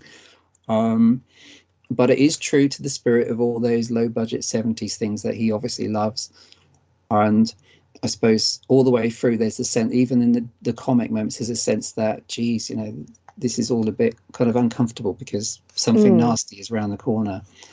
and it usually is. It's that Last House on the Left kind of feel, which Last House on kind the of Left thing. oddly has the whole thing with chickens as well. What the fuck's with chickens? Yeah, It what's has a with the whole comic chickens? subplot about chickens in Last House on the Left, which I don't know if it's connected, but Must be their points of conversation. That's what we do for entertainment around yeah, here. chickens. What do you know? What I think's really really horrifying in this? William Forsythe is a sheriff who is just as awful. Well, I probably was about to worse. say, yeah, exactly. I mean, okay, we can go on about the motel thing, but what he does to Mama Firefly, Madam Firefly. Yeah, played by a What's her different name? person this time. Yeah. No, I've Oh, they forgotten. call her Mother in this one. Yeah, She's played Mother by Firefly. because Karen Black didn't come back, which is a real shame. Yeah, Leslie Leslie Easterbrook, I think. Easterbrook. Yeah, That's the one. Yeah. and she's good, but because I like Karen Black so much, it's a bit of a shame. But I kind of get they had no choice. Yeah, I mean, Yeah. it's Yeah. kind of what There's happened. some Yeah. dodgy scenes from him as well. What he does to her and what he then wants to try and do to everyone else. So Well, yeah, yeah. it's pros and cons, kind of levels it out, because obviously you've got those two, Baby and Otis, wreaking havoc, and then him who will do anything to get to them. Yeah, yeah, he's well. I suppose it's the whole idea, isn't it? You know, the what would in any other film be the force of good, the law, is totally bonkers, and it ends up with a kind of version of that dinner table scene in Texas Chainsaw, which is totally harrowing, Yeah, where things are switched because the kind of bad guys are nailed to the table or whatever and sure. tortured, and he's for a time the worst part of the film. He's hmm the antagonist, and he plays hmm it well. Forsythe's always been great bad guy in action films and stuff. You do Yeah, have to have a little cheer for like his demise as well, because entirely. because you kind of see like Tiny's in House of Thousand Corpses for a little bit, and you see him very briefly in Devil's Mhm. Rejects, and then not until the end, and then you're just like, yes. Yeah, yeah, absolutely. Yeah, fantastic character. All those secondary characters I really like as well. Um, and I kind of get the point. I get the point that, these are awful people, Baby and Otis and Captain Spaulding, despite how rich the characters are from those actors. But here's maybe something even worse. Maybe. Um, yeah. It ends I mean, in the first screening, it was spectacular. Lynyrd Skynyrd's Freebird is one of Oh my my god, favorite 70 songs. don't they pretty much play it in its entirety as well? Yeah, all 8 minutes or whatever it is. It seems like it. I think so. It Yeah, feels like it. It sure does. because it's slow mo. I mean, it is. I assume. I don't know, but I assume the whole finale, which is this very elaborate uh, screen demise. Well, it's not really because they come back, but for the family, for the anti-heroes, if they are even that, set to Freebird, which is an iconic rock song, goes on forever. Which I suppose is ironic because they die like Bonnie and Clyde die at the end of Bonnie and Yeah. Clyde, or Thelma and Louise in that final Yes. moment they drive over the cliff, or Butch and Sundance. It's the Hollywood And ending yeah, that you'd pick normally a reserve couple. for heroes. So Sure. I kind of get that that's his ironic commentary on, well, America, we all know the name of the serial killer, but do you remember the name of the victim? No. So I guess that's what it's meant to be because they're horrendous people and they do some awful stuff. But it's well done. I mean, it's all extremely well made, and I think, and I watched it again, and I think it's still, to me, I think it's great. I think it does what it set out to do. But I totally get that it's not something I'd want to watch. Or this kind of thing, a little goes a long way. So I wouldn't want to watch a double bill of this and let's say one of the other Rob Zombie films in the kind of same tone. I'd want to space them out Sure. because otherwise, it's you've watched it. It's one of those ones where you come and go, whew. And it was the same when I Yeah. first watched it. It was like, wow, geez, well, yeah, Christ, I'm going to go and watch some SpongeBob now. It's in that category, which is fine because I get that that's kind of his thing, is to not deliver the pretty slick, fairly kind of anodyne mainstream stuff that was big for a while, and then this harder stuff came in. Fashions Mm. cycles always go round and round. Um, yeah. Any final thoughts on it, Sarah? The Devil's Rejects. Um. No, I think you pretty much summed it up, to be fair. Like you say, I mean, it's hard to watch, but it's a good sequel. It kind of leaves things open for more, Yeah. even though you think at the end, everything's like over and done with. It's finally over. But there's also that thing in the back of your mind of like, is it though? It's like with Game of Thrones, you didn't actually see them die. Yeah. So there could be more to come. But yeah, it's tough to watch, but needed to be done. And it Yeah. had some good moments. Just the bits that you remember, and not always the best bits. Still can't get Sid Haig out of my head now. It's not a good. It's not a good thought. It's great. I mean, for him, It's it's so uncomfortable. entirely. Yeah, it's so good. The fact that he got this late in life comeback is quite impressive. Really, it's cool when such a long-serving character actor gets a role like that. But yeah, it could ruin an evening seeing that kind of thing. Good Lord. Yeah, so that was the Devil's Rejects. So yeah, yeah, and all that. And Devil's Rejects was a kind of hit with the fans from memory. It seems to be the one that people tend to kind of like more than much of his stuff. The next one, A Different Matter. So next up, he went totally sort of mainstream, although the film itself, Jesus, isn't especially mainstream in tone because it's still very Rob Zombie-ish, which is Halloween. So Rob Zombie's big enough now to get the keys to one of the major horror franchises, which was due a revamp because Halloween Resurrection no one likes because it's total nonsense. And it had been dormant. So like with all these things, it came back, and obviously it's recently come back again. And Rob Zombie's Halloween came out in 2007. And for a big studio, as was Halloween 2. But impressively, I think at least, in doing a remake, which this kind of is, he put his own stamp on massively. I mean, whereas all of the other Halloween films, except for John Carpenter's one, they could be made by anybody, really. I mean, even the really good ones, you look at them and think, well, directed by Bob Smith or whoever. But yeah, could have been made by anyone that was available that could do a decent job.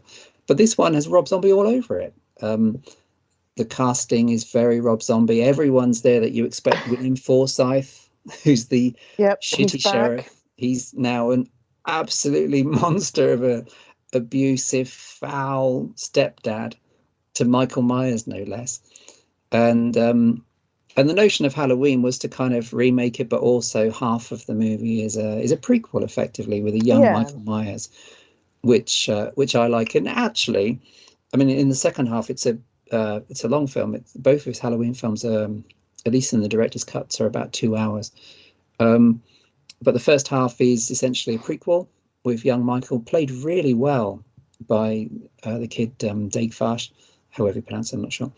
And the other half is sort of a Rob Zombie enhanced remake of the Carpenter thing with Laurie and Annie, the characters from the original, stalked by the grown-up Michael, who is now a brick shithouse of about 10 foot tall. Massive, yeah. Which itself is interesting. I mean, I happen to like Halloween, and I especially like his Halloween too. But what are your thoughts on the 2007 Halloween, Sarah? I'm in agreement with you. I absolutely love it. I love the thought that went into the before bit, the prequel bit of Michael Myers' life and stuff. Yeah. That's something that needed to be done. Yeah. To actually kind of understand Michael in a way, because it's kind of secondhand in the original, isn't it? It's just told by people. You don't actually get to see it. Whereas in this one, he's come up with this whole scenario. Yeah. And yeah, it's that's really good. I really enjoyed that bit. That's probably my favorite. Is my favorite Halloween for sure. Yeah. Just because of that bit, it kind of brings things into perspective. But yeah, there's some great bits. He re kind of constructs the man in a sheet bit really well. Yes, yeah, absolutely. Yeah, nods to the entirely. Yeah, I think that the remake stuff works really well, and it's very him. I think the new versions of Laurie and Annie Hmm. and what's her name, Linda, they're kind of Rob Zombie-ish characters. I mean, they're obviously not they're not, because the original characters are quite sweet, really, and relatively innocent. The worst thing they do is have a joint in the car and Yeah. maybe a shag. But these are Laurie. I know Scout Taylor Compton, is that her name? Yeah. Scout Taylor, Yeah. yes. Scout Taylor Compton gets a lot of stick for kind of being not that sympathetic, but I think she's kind of, especially in the second one when She's she's all been right. through hell. Um, Yeah, you kind of you have a lot of you sympathise with her, don't you? You're like, okay, mate, hmm, yeah, I get it. You probably would be a mess if that happened to you. yeah, and it's a cute touch, I think, and she's a good actress. I think Yeah, Danielle Harris is Annie, she's good too. Yeah, who was obviously as a child she was uh I've forgotten her character name. In Halloween 4 and 5, she was the niece of Michael Myers, so she has yeah, history with this franchise. Jamie, that's the character's name. But yeah, it's quite a nice touch, I think, that she's now grown up and she's playing Annie, who is attacked in this one. And yeah, I mean, there was a huge amount of hate for this, and it was from mm, all levels, but let's face it, it's a remake, so straight away you're on to a loser because everyone's going to compare you to the original. This is a very different film. It's The style of it is totally different. It's the opposite to yeah, Carpenter. Carpenter's very sleek, yeah. kind of calm tracking shots and the widescreen. Sure, Here it's this fucking it's a bit more aggressive. gritty. Yeah. Yeah, it's very Rob Zombie. The kind of fast cut murder scenes, the really Hmm. brutal kills, which where characters, if they're stabbed, they don't just die straight away. They crawl away to just be stabbed again because they're dying on their feet or not. So I quite like the idea of bringing a realistic slant to the Halloween thing, which has always been this, pretty repetitive thing of, oh, Michael Myers. It turns out, Halloween 26, turns out that Michael Myers has a cousin in Yorkshire, Beryl Myers, Little So Beryl. he's stalking, He he's must up go there, and visit her. he's in Scarborough. Um, the series, people have a lot of affection for the Halloween sequels, which is fine, and some of them are good. But let's face it, Halloween 6 was total dog shit. By the time you're saying, "Oh, Michael, he's linked to the Druids," um, you've shat the bed. And by the time that you've cut off his head in Halloween H2O and then said, actually, in Halloween Resurrection, the guy wearing the Myers mask in the last one was a paramedic, and Michael Myers is still alive. Yeah, bullshit. So I think the fact that someone like Rob Zombie could actually make a film that looks like it was made by an individual and not a committee Sure. is some feat. And I think it's great. I think it's tense. I think it's got it's got a lot of those character bits you get from the earlier Rob Zombie films, like Sid Haig is the caretaker at the cemetery. Ken Foree has a great bit where he's having a shit and Yeah. he's attacked by Michael Myers. Um, it pauses enough. And what I think is the trump card, Sarah, the trump card, not the Donald Trump card, just the trump card, is Mm, the casting of Malcolm McDowell as Loomis. I love yes. Malcolm McDowell. Yes. He's a good kind of addition to the team, and he pops up in a couple of others as well. He certainly does. And yeah, and there's no, you can't replace Donald Pleasance. Donald Pleasance is Donald Pleasance No. in those the 5 Halloween films he made. Um, and he's great. But this is a different Loomis. This is a cynical kind of in it for myself. I want to sell some books. Yeah. It's all about me. And that's again a change that I think is really important, because what's the point of just retreading old ground? And he plays it really well, especially when we come to Halloween 2. Um, and yeah, and it's very intense. And I have to say, Sherry Moon, as the mum of Michael Myers, who's a stripper, because she's so desperate and she's Because married to a shitbag, is really affecting. I think she's really good in it. And there's moments where you really feel for her, and she ultimately kills herself because she's overwhelmed by what she has spawned. So yeah, I think I do have a lot of time for the 2007 Halloween. Yeah, it's a good one. I do wonder if maybe he was kind of like warned by some people to maybe not cast Sherry quite as high up as he does, because you kind of Hmm. like she's not really in it very much. And you're kind of like, well, this isn't She's what normally not. happens. She's always like there the whole time, but she isn't really in it much in Halloween. So it's kind of like maybe he might have possibly wanted to cast her as Laurie or something, but they were just like, no, we'll Yeah. just give her a different role. Yeah, maybe. Yeah. But I know there's two different cuts. Like I can't remember if she's in the director's cut more, possibly because it is a bit longer and it gives more breathing room to the prequel. The The prequel young bit, Michael yeah. stuff, which is really good. That the kid's Mm. so good, and there's a really He powerful is, yeah. moment. Yeah, yeah, he's unusually good. And I think they recast him for his brief kind of scenes in Halloween 2 just because he'd grown too much because he's Yeah. only in it briefly in Halloween 2, but he's a different actor. But the guy in the original or the 2007 one is really good. And there's such a great moment which is played really well by Sherry Moon, where she realizes, I think it's when Michael has killed a nurse at the asylum, and she realizes that he's getting all of this help, but now it's past the point of no return, and she totally loses it. And I think Yeah. that's actually just a really good dramatic sequence. So yeah, I mean it's not particularly well liked, but I do think Halloween is Yeah. a cracking attempt at what really I suppose was a bit of a loser because you're following so many sequels, and in this case you're remaking, a classic. You're sort of remaking with your own extra bit, the John Carpenter. Um, Mm. they also do quite a groovy thing with the theme tune. I quite like the Hmm. uh, what Tyler Bates does to the theme tune in these two films. Yeah. So the next film of this Rob Zombie set is Halloween 2, which Yay.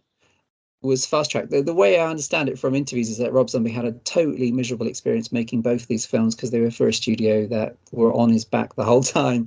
So Yeah. even more credit, and obviously the director's cuts that came out later, I suppose, are a reflection of that because they're a little different. But even more reason to admire what came out. I mean, how did you see Halloween 2, Sarah, originally? Do you remember? I hadn't watched it until recently because I borrowed it from you. Ah, yes, of course, yes. And what's your verdict? This is the 2009, so it was 2 years later. Yeah, I still enjoyed it. I still thought it was cool. Trying to remember is quite fuzzy in my mind because I don't remember an awful lot about this one. But it does kind of go along the lines of two, as in like John Carpenter's the second one, doesn't it? Because it starts off in a hospital. Yeah, yeah, to a degree, yeah, it kind of starts off that way. So it's the surviving Laurie. So Scout Taylor Compton's back. Um, she's She's hospitalized. struggling, yeah, but it Yes. doesn't kind of concentrate too much on it because I remember in the John Carpenter one, they're in the hospital a lot. But she isn't Oh in it so yeah. much this time. But yeah, she's No. struggling mentally, and yeah, she has a tough time in this one. Oh, massively. Yeah. And this is the other thing which totally seems to have ruined people's time with this film is that she's really unsympathetic because she's been through a massive ordeal. She's on drugs. She's totally ruined by being almost murdered and seeing all her friends die. And Funny yeah, that. yeah, exactly. So again, impressively, uh, Rob Zombie has gone for an attempt at a realistic depiction of post-traumatic stress disorder, which is Sure, kind of the yeah, point. So yeah, she is a hard character to be around. She's falling apart, but it's more realistic than the usual thing where in the sequel a slasher heroine will be pumped up like Linda Hamilton in Terminator 2 and will kick sure, some bottoms. yeah, Here she's just totally lost it, and it's beyond repair. Or so it seems, and it kind of is that. And she's, to her credit, Scout Taylor Compton plays a very challenging role really yeah, well because she's at one level of hysteria or misery throughout. Um, and that's the reason I like it, or one of the reasons I like it a lot. Um, hmm, yeah, it's the one film. Well, it's after the first one. It's the one where it feels most zombie-like. So he gets the stuff from Halloween 2 in the 80s out of the way, the hospital bit at the start. It even uses clips from Night of the Living Dead, like the earlier Yes. Halloween 2 does. And then he does his own thing. It feels like he's off the leash. He doesn't have to remake Sure. anything. He's doing his own thing. No. Michael Myers is Doing still his thing. built like a brick shit house. Yeah. There's still a bit where she discovers that she's related to Michael Myers, which was always the most boring bit of the John Carpenter ones. But there's so much more going on. Like in this time, Michael is being haunted by the ghostly visions of his mum as an adult. And there's a lot more Loomis in this, which I think is fantastic. So Loomis is now a celebrity, and he's no longer stuck with kind of secondhand Donald Pleasance lines, because he's now this kind of awful media whore. You know, Yeah. he's trilling his books. There's a fantastic moment with Weird Al Yankovic on a chat show where there's some confusion between Michael Myers and the comedian from Wayne's World, Mike Myers. You know, which is fantastic. That's cool. And Malcolm McDowell really is the cynical voice of Rob Zombie in this. He has lines like, I think the line is bad taste is the petrol that drives the American dream. And of course that kind of sums up the whole thing with this film and Rob Zombie's entire thing. But yeah, it's full of guest appearances by Rob Zombie's kind of repertory company, the people that turned up in all of his films. And it's very grungy and it's extremely nasty. You know, there's scenes of Michael Myers stamping on people's heads. Yeah. He's in a rage. He eats a dog, or he kind of chows down on a dog. Everything is really brutal for a mainstream sequel. Because he's so massive, he's an incredibly intimidating threat, however different to the original Michael Myers that is. And if that's a problem, you know, when you watch this stuff, then that's fair enough. But it's his own stamp. But yeah, it's the most brutal of all the Halloween films. Sure. And he's kind of unmasked for part of it as well. He looks like you get a glimpse of him as a kind of hobo, a massive hobo. Definitely. Yeah, giant hobo man. The real issue with rage and anger. Yeah, he's pretty scary. Definitely scary in that. I think so. Yeah, I think so. I'm okay with that because again, it's a different part of Halloween. It's a different Halloween world to those other ones, which is cool. I quite like that he's free in this. He doesn't have to follow the template of John Carpenter. It's his own thing. So I know that some people thought the kind of flashbacky, dreamish things with dead mum Sherry Moon and the white horse were just self-indulgent, but maybe a bit. But I kind of thought that added to the general weirdness. It didn't definitely doesn't detract from it at all. Yeah, absolutely. And the cast is amazing. I mean, there's Brad Dourif. Danielle Harris is back as the surviving Annie, although gets killed anyway. She comes back just to be killed. But there's such a great performance by Brad Dourif in this. He's the dad of Danielle Harris's Annie. Yeah. And it's real weird to see Brad Dourif as a nice dad. Because he usually plays weirdos. Pretty much as he does. Yeah. He's had it pretty much as bad as Laurie has, really. Yeah. Oh man, and I remember because I saw this in a cinema and nobody really liked it, so I felt kind of a bit lonely at the time because it had such shitty reviews. Like, oh bollocks to you. But yeah, and eventually I really like it. A few more people have liked it, which is cool. But there's such a powerful moment where he finds his daughter Death. She survived the original deal and she gets killed anyway, and it's really well played by him. Obviously, Brad Dourif's a fantastic actor. But for the first time in any of the Halloween films, including the first one, you actually feel like there's some real grief from someone being killed. Sure. Whereas in the past, Jeff's dead. Oh well. Yeah. Move on. Here, characteristic actually of Rob Zombie's films generally, here there's a sense of massive loss, and Brad Dourif in that role, fantastic. Yeah. So for that reason alone, I think this film counts as easily one of my favorite Halloween films. Certainly a better film than the 80s Halloween 2, as far as I'm concerned. Yeah, for sure. Which is good, which is very slick, and it slots tab A into tab B, and it does that, and it ticks that box. And Laurie's kind of comatose for most of it. But yeah, here is a small town that's been through hell, and a lot of people die horribly. And the ending is totally miserable. You know, nobody comes out well. Everyone's pretty much dead or insane at the end. And it's pretty much, you know, oh, we've given you the keys to this franchise. Well, in that case, I'll kill it off right now for you. Yeah. Which is something to be commended. Sure. And I think that they didn't really, I think the nearest they've come to something this kind of aggressive in the Halloween series is the most recent one. Halloween Kills, I think, had a degree, including the brutality of the kills, was probably as close to the Rob Zombie Halloween stuff that we've had.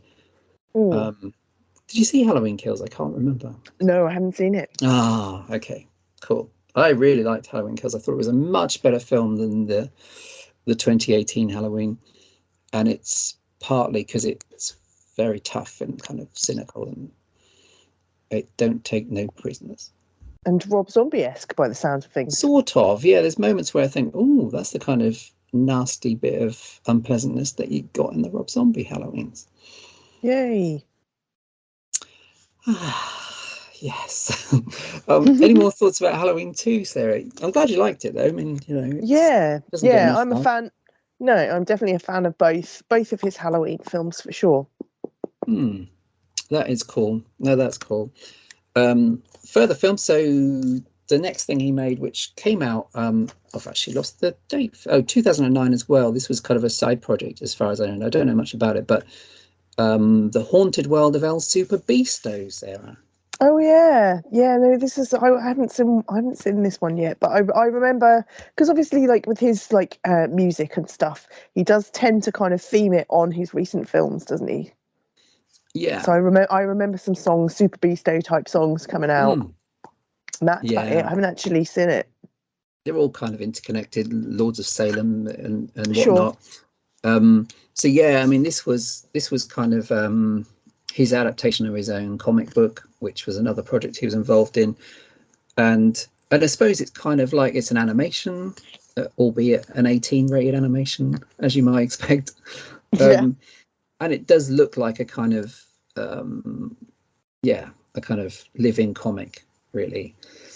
And it's bonkers, and it has all the people you'd expect, like Sid Haig, Bill Moseley. Cool. Are among the voices. Sid Haig's very much in kind of Captain Spaulding mode. Yeah. Sherry Moon is cast. There's loads of jokes about kind of boobs and erections and butt cheeks and dicks and stuff. But yeah, no, it's quite fun. I mean, it's not something that you necessarily need to watch more than once. And there's a lot of I mean, the voice cast is really good. There's a lot of dirty jokes. There's loads of the nice thing is there's loads of tributes to kind of the stuff he loves. So there's like a really nice tribute.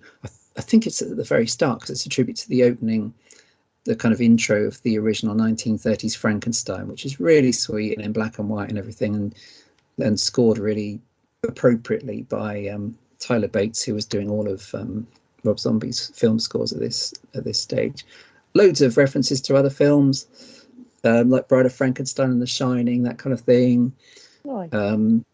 Think you see characters like Nosferatu and Michael Myers and Jason. They're all involved in different ways, and I suppose it's really like a lot of his stuff, but maybe especially this because he had a chance to indulge a bit. It's kind of like his obsessions are all in here. So his obsessions with monsters and butts and cat fights and stuff like that, and cartoons.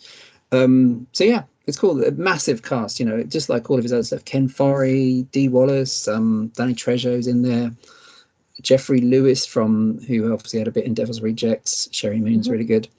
Yeah, it's worth a look. It's really short. It's like an hour and a quarter or something. But nice. If you want to see what it looks like when Rob Zombie makes a cartoon, this is pretty much what you'd expect. But you know, no worse for it. Seem to remember a really good Barbra Streisand joke, but I can't remember what it was, which obviously doesn't help. Yeah, so that was that. It's worth a look. Haunted World Super Beasto. It seems to have kind of come and gone, but it's out there somewhere, and it's one of those little incidental things that easy to forget, I guess. Hmm. Next one though is where some of his films, he's had a big blast of cinema releases and stuff, but a lot of his subsequent stuff was largely either straight to DVD or things that just got kind of screenings at festivals and then went to DVD. So it's sort of the end of the big screen, big studio Rob Zombie until The Munsters, which is obviously a big thing that's coming out soon. So that's his return to the mainstream, I suppose. But next film, 2012, Lords of Salem. Great track, great zombie song. Always like Yes, that one. Very spectacular, very Rob Zombie, very much in that key. Your thoughts on? I mean, this I think is a genuine departure for from his sure. other stuff, and Yeah, I definitely. think a fantastic one. I mean, what's your thoughts on the Lords of Salem? Yeah, it's cool. It has a brilliant role for Sherry Moon Zombie. She's fantastic in Yes, this one. And Meg yes. Foster. Meg Foster's Ah, craziness. But yeah, no, it's really cool. As the name suggests, it's kind of witchcrafty, which is different for him, considering he's kind of gone down the kind of slasher route of things, and the gore and stuff is less pronounced in this one. hmm. It kind of it has some strange kind of, like, I don't know, maybe Evil Dead, kind of Dead Alive type weird monsters in, but definitely not to the extreme as those movies. Hmm. There's a strange baby thing with its guts hanging out and stuff, which is kind of freaky.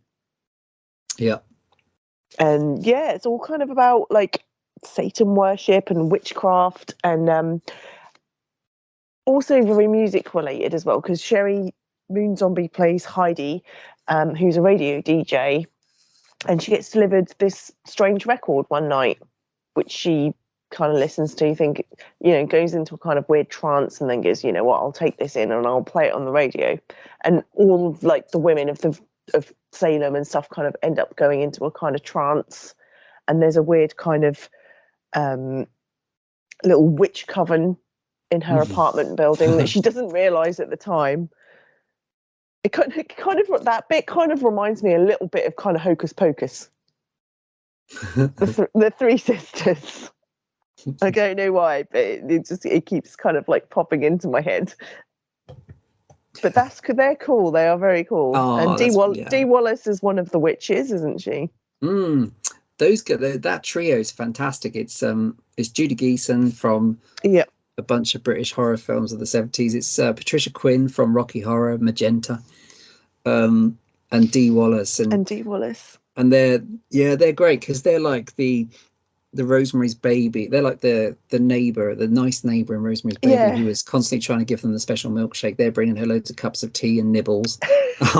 No, yeah, that's fantastic. I love those guys. Great. It's always nice to see those guys. Yay. And it's kind of a cool kind of change, because Ken Forey's back. Jeff Daniel Yes. Phillips has been in a couple of them, but he kind of has more of a pronounced role in this. He's one of the other DJs, as is Ken Forey, so he's kind of in it a little bit more than he is in some of the others. I really love the character of Francis, played by Bruce Davison. Oh, the writer, yeah. Yeah, he kind of like interjects.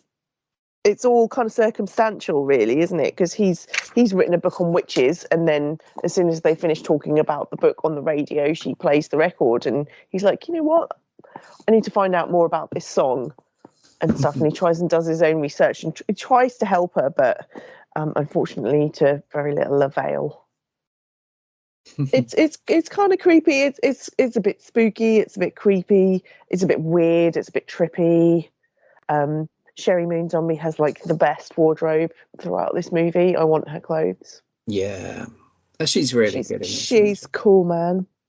It's a tough role. This is her most, well, actually most of the roles have been kind of challenging because they're not straightforward.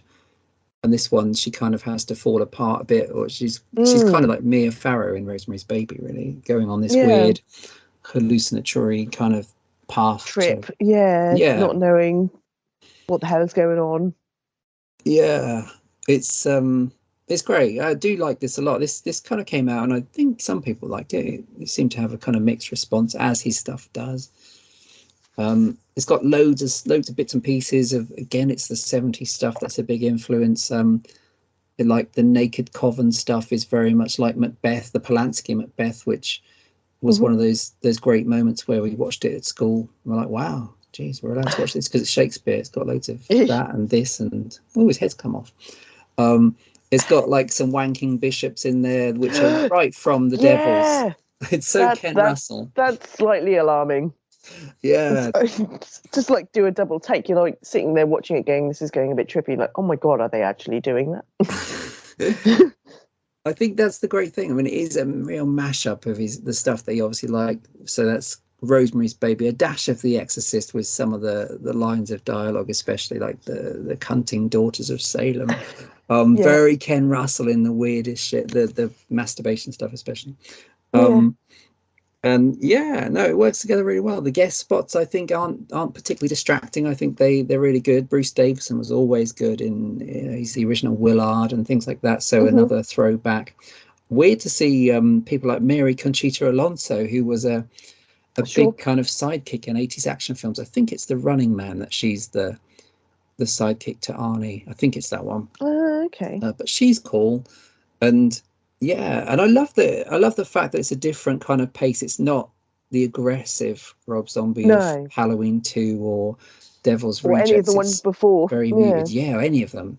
It's still very 70s. The wallpaper is like exactly what your nan had in 1973 or something. But there's a lot of kind of like dread stuff. There's a lot of lingering shots of corridors and a sense that everything's a bit off.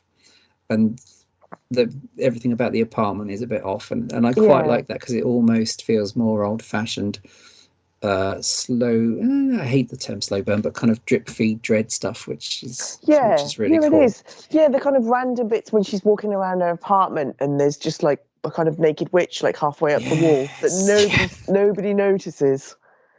Yeah. That stuff I really like, and I think it's good that he obviously kind of knows the material suited this kind of thing, so it's totally different pacing to the other films. And it is kind of a meltdown film. It's kind of her descent, isn't it? It's in which case it's a more serious kind of tone.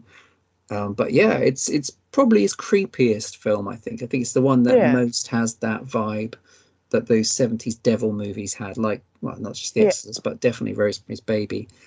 And I think for that, it probably should be better known. I think the score is, remind me again, John 5, right? John 5, yeah. The score's really good. Not to be confused with Johnny 5 from Short Circuit. Yeah, did he do any Rob Zombie movies? Johnny Number 5. Johnny Number 5 is alive. What about that nice Indian chap? I don't think he was really Indian. They wouldn't do that now. The Indian guy in Short Circuit, played by a white man. Goodness gracious me, he actually says that. What? 1980s. I got a feeling the 1980s was slightly racist there. I don't want to suggest. I get that kind of vibe. Yeah.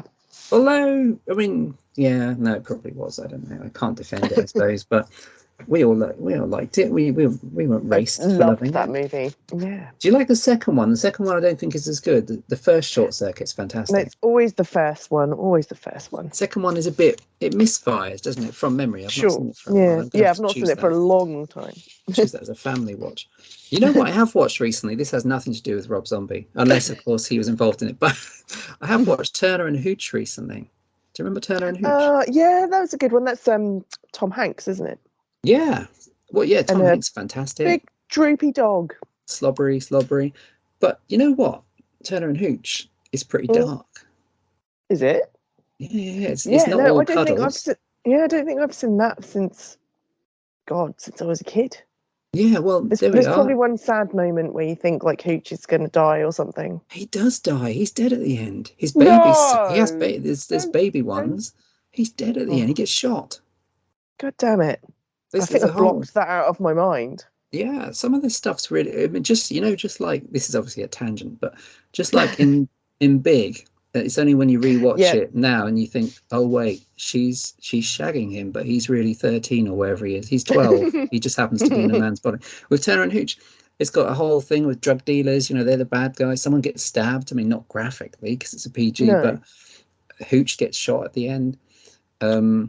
And it kind of it tries to make it okay because it's like, oh, you know, cut to the babies, the pups at the very end. But you're Yeah. like, no, wait, Yeah, hang he on. might have gone, but his memory lives on, his They've still bloodline has killed him. continued. Yeah. So Doesn't make it any better. yeah, and He I won't mean, see those puppies grow up. it is the cuddly movies by Tom. I mean, Tom Hanks is fantastic, but the I mean, The Burbs is the obvious one, which is really dark. Really, The Love that Burbs is my film, favorite, yeah. probably one of my favorite films of the '80s. There's a great moment in The Burbs where suddenly it clicks, and he says, "Don't you see? We're the ones acting weirdly. You know, it's not the Yeah. neighbors, it's us." Yeah, but I'm quite interested in rewatching these things because I'm watching them, you know, with the family and stuff, and Yeah, you kind of like realize, looking into and discovering things that you didn't quite remember at the time or didn't quite get at the time. and I'm Now quite you're like, pleased. holy fuck. Yeah, and I'm quite pleased because PG films now are, you know, are wussy and they've got no balls. But the '80s stuff, including stuff like Sure. Splash and what's the other one I was thinking of? Yeah. There was another one. They're kind of Mannequin. gritty. Mannequin. I Yeah. haven't watched Mannequin for a while. They've got an edge. The Goonies very much has an edge. The Goonies has like the kind of language that kids use all the time, but you wouldn't Sure. really get in a PG film now. Mm. But I think it's all the better for it. Yeah. I don't know where that came from actually. That's totally right.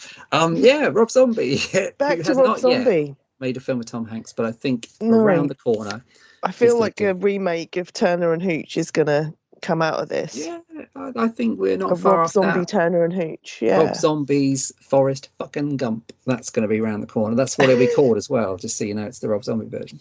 Yeah. Yeah, so back to Rob Zombie. So even less seen than Lords of Salem, which was straight to DVD over here, was his next film from 2016, which Yeah, a bit of carries a gap. over. Yeah, I mean, this is called 31, it's called, which is the number 31. Carries over a lot of the same actors. So it's got Meg Foster, Judy Geeson's back, Malcolm McDowell is back. Yep. And it's got my favorite. Uh, Mm. it's Richard Brake, Oh who my god, I is love him.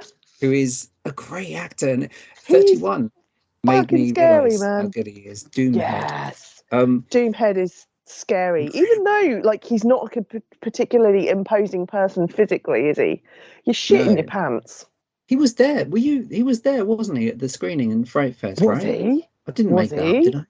I If he don't know. wasn't You there might for have done. that, I don't know. This was my only ever experience of Fright Fest, I'm and I sure he remember the was hype. I there. was like, I'm going to go and see it. Hmm. And I hadn't seen it since.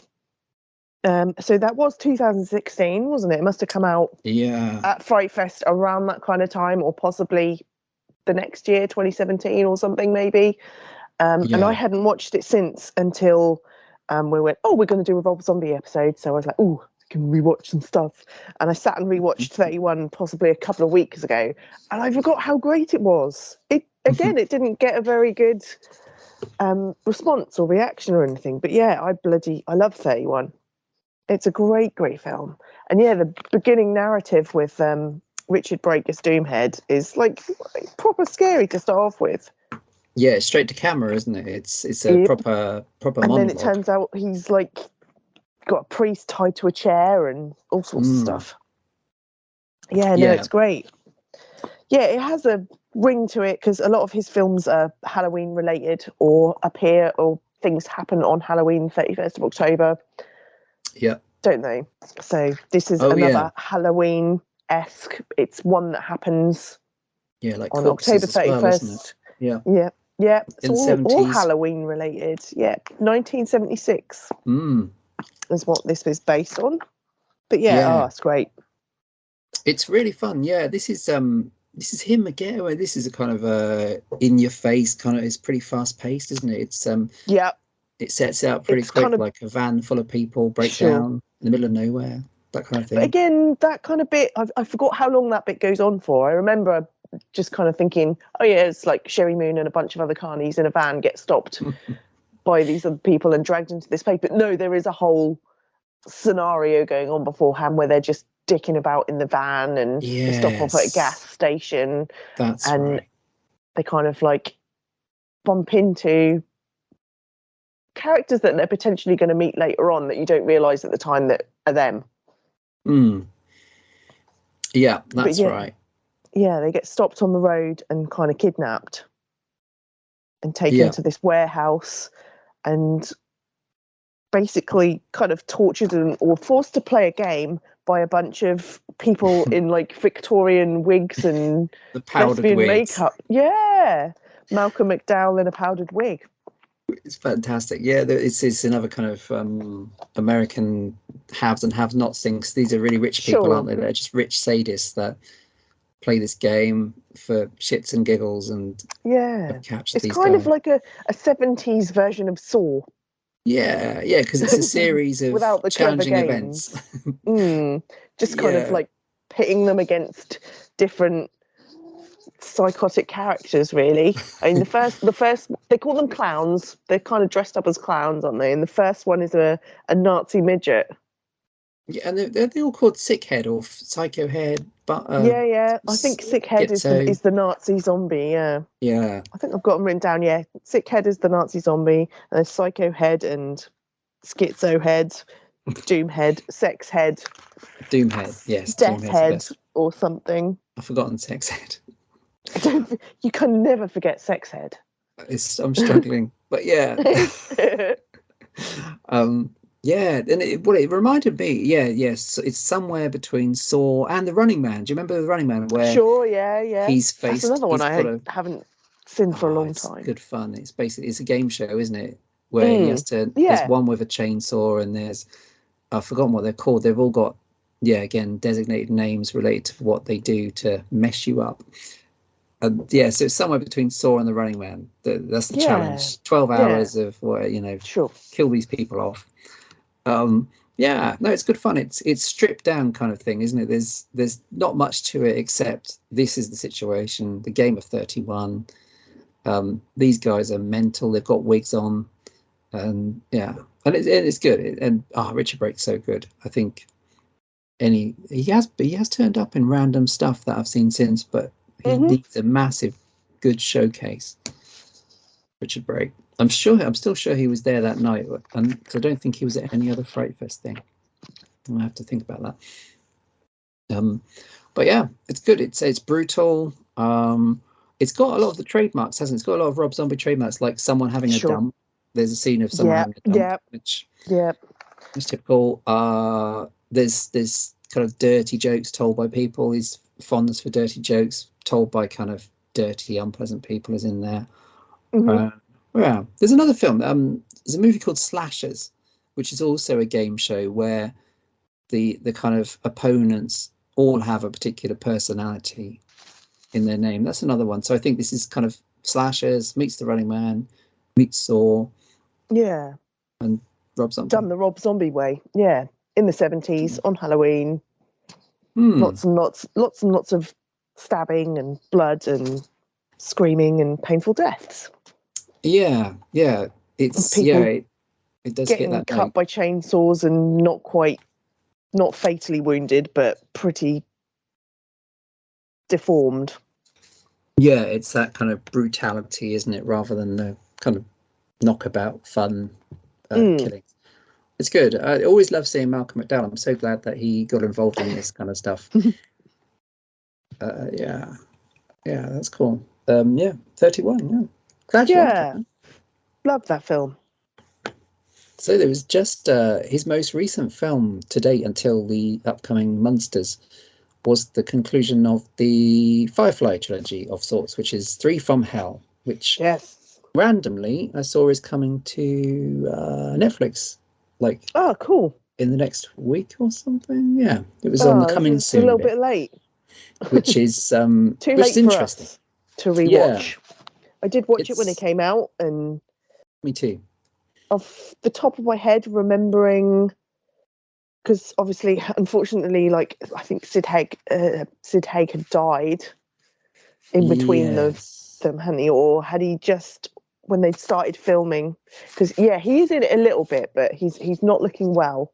Yeah, he's executed at the start. He has That's kind of it. few minutes. He's really good. I mean, Yeah. Yeah. he's He's not well at very the time, so intense.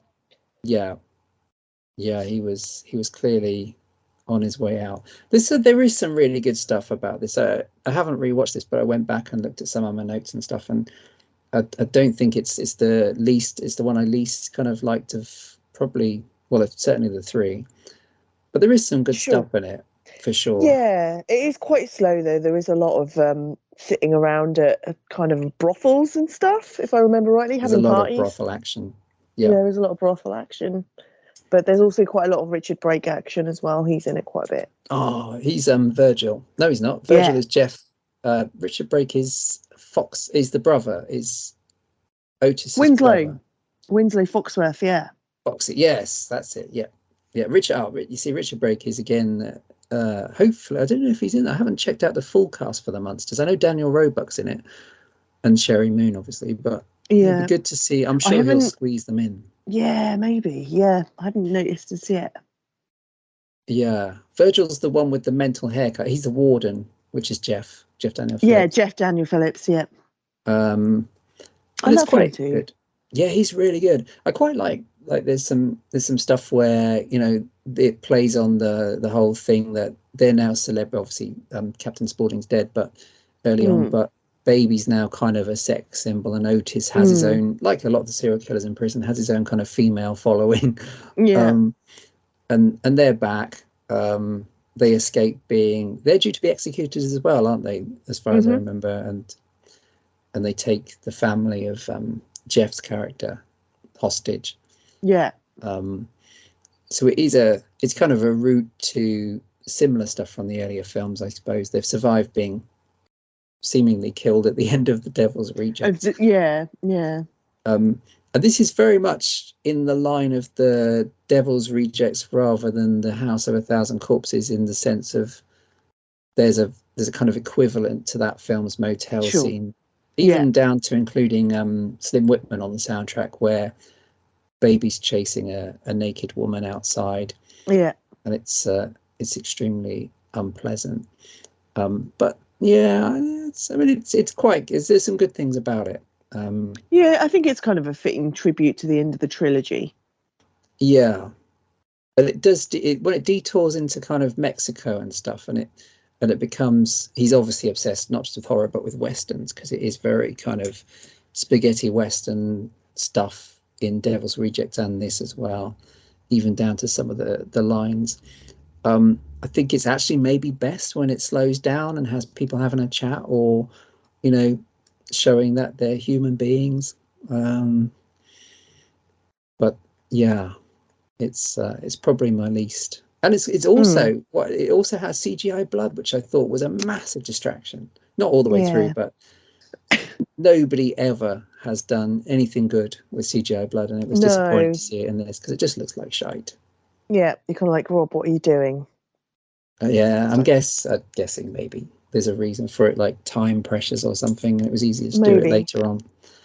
Um, but it never looks good. I quite like there's some things I like. I mean, it carries on a lot of his traditions. I think there's lots of female nudity, but it's Hmm. unusually in this business, it's of people of all shapes and sizes, just Yeah. like in Devil's Rejects with the Sure. sex scene at the start. When else does that happen?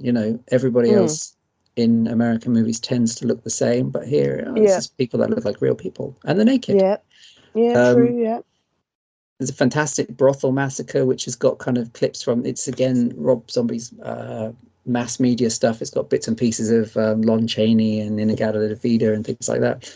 So there is some good stuff. It's just maybe it was, it's a third movie, I guess. So, Sure.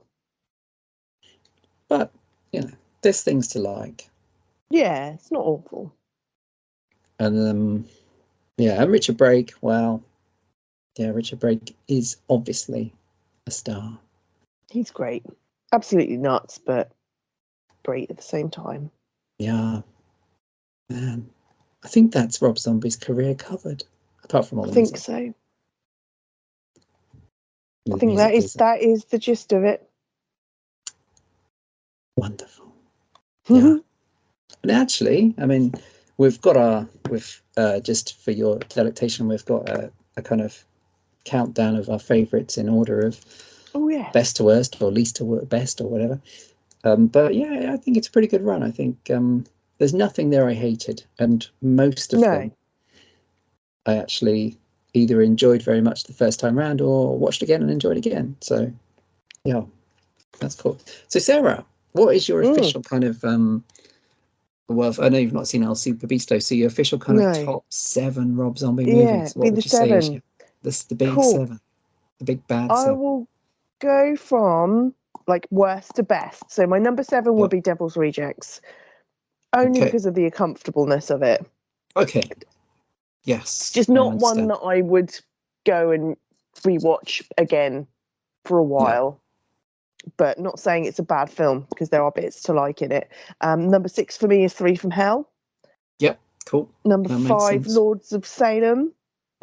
Okay. Number 4, Halloween 2. Yep. Number 3, 31. Yep.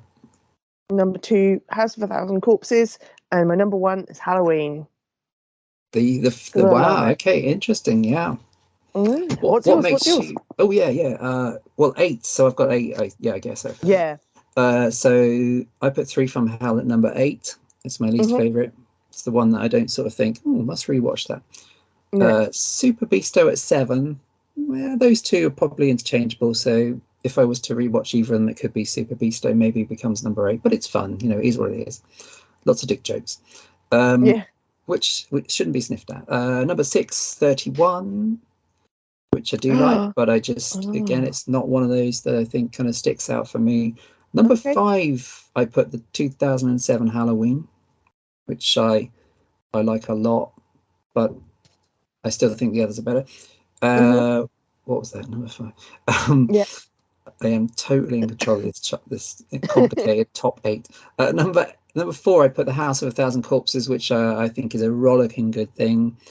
But I had to, even though it is, I totally agree, it's uncomfortable and I wouldn't want to watch it often. But number 3, I put Devil's Rejects, because I do think it holds up as a really powerful thing. And I think the humour stops it from being just a drudge. I think those character bits, like with a lot of his stuff, I think they kind of are really important, and that one especially, because it's not such a horrific ordeal, even though it is a horrific ordeal at times. And that leaves 2. So number 2, Lords of Salem. Loads of fun.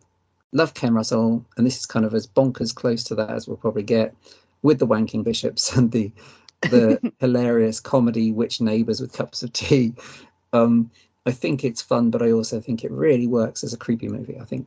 And seeing Meg Foster and all those great ladies who don't get enough roles, ridiculous, that you get to a certain age and you're just not hired enough. They're so talented. Meg Foster was always great. It was so great to see her. And in she's in 31 as well, isn't she? But yeah, so that's the number 2.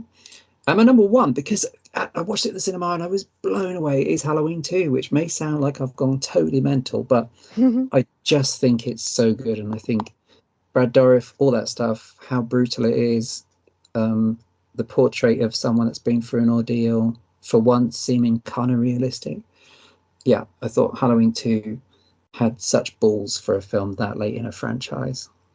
So yeah, that's kind of it. It may change when I rewatch them over the years, but Yeah, it's completely different to my list, which is cool.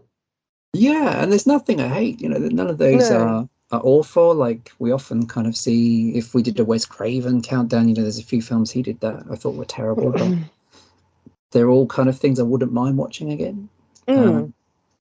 Especially with kind of 5 or 6 of them. But yeah, there we go. But it is, it's interesting how they differ. And I kind of get why you put Halloween first. Yeah, it's really good. I love it. It is super good. Well, that is it. That's we've done, I think, a reasonable briefish rundown of Rob Zombie. Yep. We'll be back for the Munsters whenever that comes out. We'll have a coach trip or something to go and see it. And, sounds good. Still don't know how he's going to do it without really much swearing or bums or or it's having going to be very scenes. strange. Yeah, it's going to be you can have a dump in a PG, can't you? You can have a kind of Surely. PG dump. Yeah, Maybe with less popping. Richard Brake's going to be creepy in anything, so I don't know if he can qualify for a PG. Sid Haig is dead, so he's too filthy anyway. Bill Moseley can't be PG. Michael Berryman could do some hoovering. Yeah. Maybe not the Shed of the Dead chickens. stuff. There could be no jokes about chicken fucking. No. Yeah. Ken Foree could pull off a PG, so to speak. Ken Foree. That's a totally different film. Yeah, Ken Foree is charming enough. Yeah, he can do PG. Sherry Moon will just have to keep a bit more covered up. No butt shots. Which I'm I sure noticed. she can do. Forgot which movie is where it's like, wow, this is the most gratuitous butt shot of all time, and maybe The Lords of Salem. I think Lords of Salem. There's lots of butt in Lords of Salem. Yeah. Hang on a minute. You just cut in your own home movies here. It's outrageous. Who do I complain to? The director. Just asleep on the sofa with her butt out for no apparent reason. Because we all do that. When you live on your own. I've pretty much got a suit of armor on, just in case an insect or something. Fuck off. I'm It's the difference between Americans and English people. Yeah, butt out all the way. We're wrapped up in 6,000 quilts. Yeah, waiting for the sun to come out on the one day. We've got the Victorian pajamas and shit on, like ankles chastity to belt. wrists. Yeah. Yeah, throw away the key. No butts here.